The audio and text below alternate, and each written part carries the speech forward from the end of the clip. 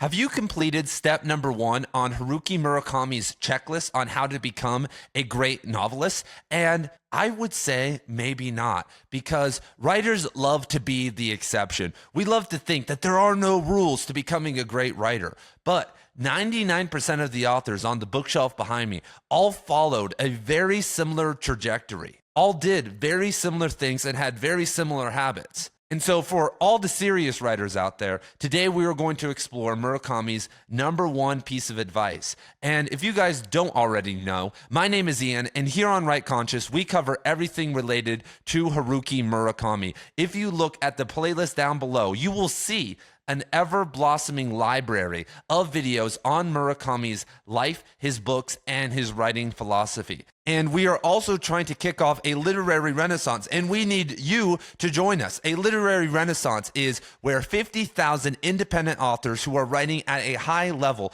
are publishing their work out into the world and aren't afraid to speak about it. Because right now we are getting outmarketed by a bunch of 15-year-olds who self-harm themselves on BookTok and have pushed YA fantasy and other crap to the top of the heap.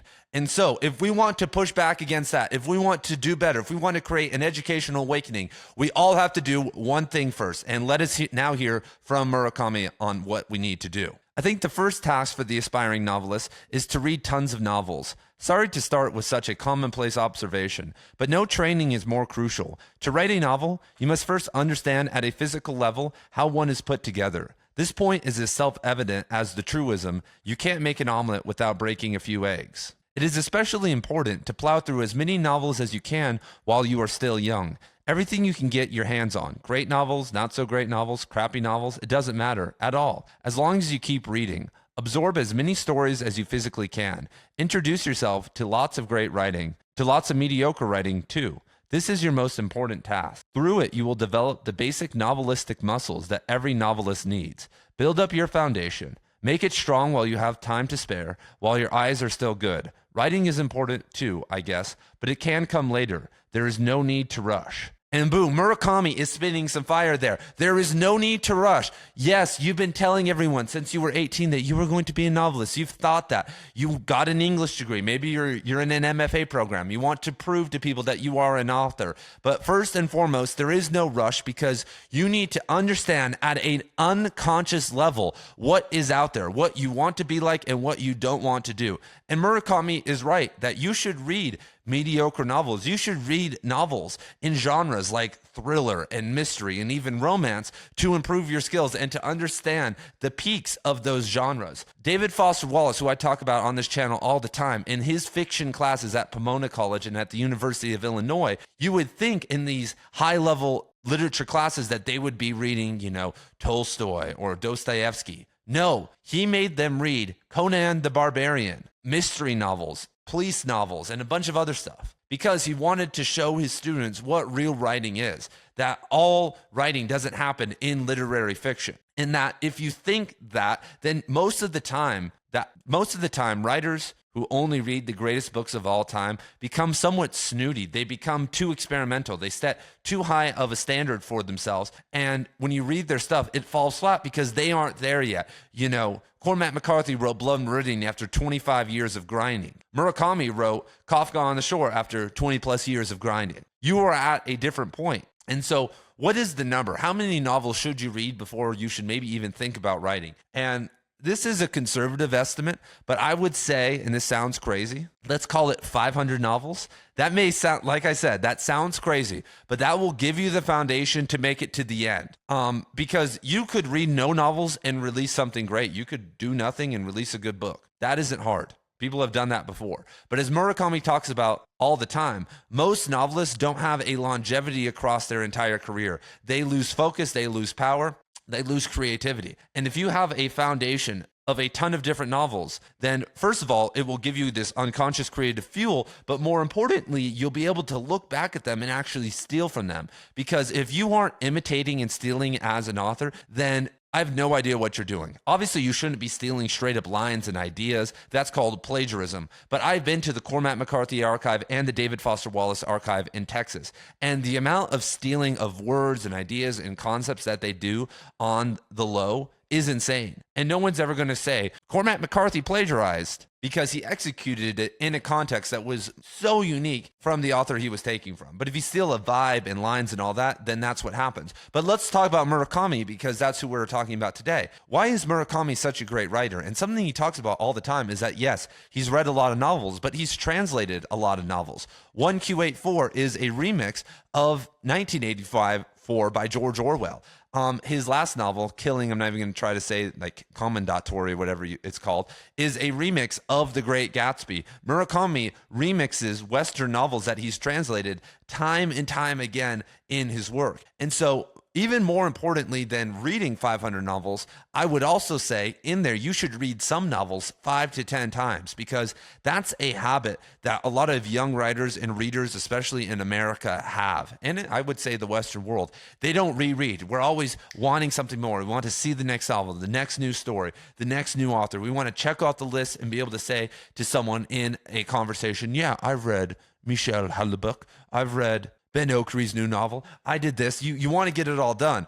But a lot of the time, and this is the same with actually business. I know a bunch of entrepreneurs, and I'm like, do you read books all the time? And they're like, no, I read the same 5 books over and over again and just keep reapplying the principles to where I'm now at in my business. And this is the same in a lot of sports too. When you look at, for instance, martial arts, a lot of the best martial artists in the world in MMA, in jiu-jitsu, judo, boxing, have trained certain moves 10,000 times, like drilled it 10,000 times, and have only a small set of moves, and they understand everything else and are comfortable with it, but they enforce their moves on their opponent. And because they're so good at it, if they can get in the position to do it, then they win time and time again. And so you don't need to be a master at everything, but if you're a master of a couple things and are clever, then you can suddenly start writing novels, start becoming successful in writing. But what books should you reread? And you should read a lot of novels at the start to know what you need to do. Like a martial arts analogy, when you first join a martial art, depending on what discipline, you learn all the different moves and then eventually figure out what your specialty is.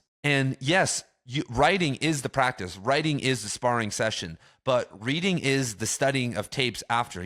Most people aren't successful at sports at these things because they're not watching film of others who've done it very well and film of themselves. Why do you guys think that every single NFL team spends hours, after every game and in the preseason watching all this film? And the same goes with writing. You should be watching film. And the really great NFL coaches and thinkers don't just watch NFL games. They watch games from the past. They watch college games. They even watch high school games to see certain plays, to see certain things that are going on, and then they implement it into their modern system. But to continue the analogy, not too far, but coaching isn't about watching film. Coaching is about getting out and being there. It's like that's the process of writing. But you have all that in your head. That's what you did earlier in your career. You learned all the plays. You learned all the stuff. You figured out how to find it if you need it or what to look back to. And if you look at a lot of the top coaches in any sport in the world right now, a lot of them are very tactical and super high IQ individuals. They aren't like I'm going to yell at you and motivate you and, get everyone pumped up. And there's a difference between reading as an author and just reading to read. I remember for a while in my life, before I was taking being an author seriously and understood this, I was just reading books, and some of you guys have. And if you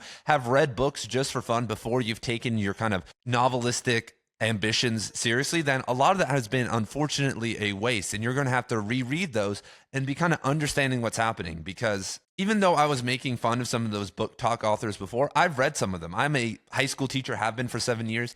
I like to connect with some of my students. I like to be able to give them stuff that I know that they're going to like, to kind of lead them down a path to kind of deeper books. Like I may give them, Circe by Madeline Miller, then Siddhartha by Hermann Hesse, then The Stranger by Camus, and then Crime and Punishment. That's usually like one of my playbooks that I do as a teacher for girls who are into BookTok books. And then like for guys, I have a somewhat similar path with more of a male-oriented BookTok book. And so I've read some of them, and something that I've learned is that there are certain like romantic scenes and things that happen in that give me butterflies, that actually make me feel like very deeply and like get involved in a weird type of way. And I read people's fiction all the time. I read guys who are experimental or new authors, and they have love scenes, they have these things, and it doesn't make me feel that way. And so we can make fun of these BookTok authors, these YA fantasy authors, but they know how to accomplish some of the most simple things. And if we are going to create a literary renaissance, my God, we have to be able to write about romance. We are going to have to be able to create mystery. We're going to have to be able to make things exciting if it's actually going to work. To think that we're going to create an educational awakening overnight where everyone's going to go want to read Gravity's Rainbow and Infinite Jest and Suttree and 1Q84 is dumb. But we can get people, especially with new writing, that kind of is a mixture of all that, down the same pathway. Like I just told you guys, I have a pathway in my head and plenty of them for different type of archetypal students. And I can almost guarantee that if they read the first book I give them, that they will get to the end of the series. And then that will be the end of the year and they will go off and be readers for the rest of their lives. But I think that with good enough authors that we could turn that process into, instead of making it like 5 or 6 books, which it is right now, the new best authors aren't going to be David Foster Wallace or Cormac McCarthy, and they're not going to be writing in this crazy language. They're going to have some of that, but they're going to write in such a way that they're going to be able to red pill somebody in one book. I'm going to be able to give a book to my student, to a friend, and in one book, they're going to be hooked for life. They're going to want to be a lifelong reader. They're going to say, I want to read more. They could be a dopamine doom scroller, addict, and in one book, they could be doing it. That's the next level, everybody. It's not, there is this one-upmanship circle jerk who's got the biggest cock shit that happens with authors all the time. And I want to be the next David Foster Wallace. I'm going to be the next one. I can do it. It's not that. It's about who can you connect with the most? How many lives can you radically change? And if you did, and this is crazy, think about this. If you think that you are all that, if you think that you are the next postmodernist king, if you think that you can do that, cool. Then why don't you write one book that actually is kind of the framework I just said that can transform anybody's life? Because if you listen to an album, if you sit and listen to an album and you're like, holy shit, that was crazy. Like if you listen to Dark Side of the Moon, you're like, wow. After I listened to that by Pink Floyd, I was like, damn, I'm going to go listen to their other albums. And so if you write a book that can activate people, they're going to go want to read your other book. And that other book could be your 1,500 page postmodernist bonanza, or your Western, or your book that you don't think people are going to necessarily care about. People have the whole thing wrong. People think that, oh, I'm so misunderstood. No one cares. Boo-hoo, mew, mew. Because all they care about is themselves. All they care about is complaining and talking about political talking points in relation to their readers, instead of worrying about creating something that could activate all those people instantly. If you can't do that, then what are you doing in 2024? Like, honestly, why are you even trying to be a writer? If a bunch of book talkers can do it, a bunch of book talk authors can do it, then we could do something very similar and add some complexity, add some literary fiction to it. And there it is. There's the double whammy. There's the massive awakening. They're entertained and they are transformed. Crazy. I know, mind-blowing. And the only way you're going to understand that is if you go read some BookTok books, because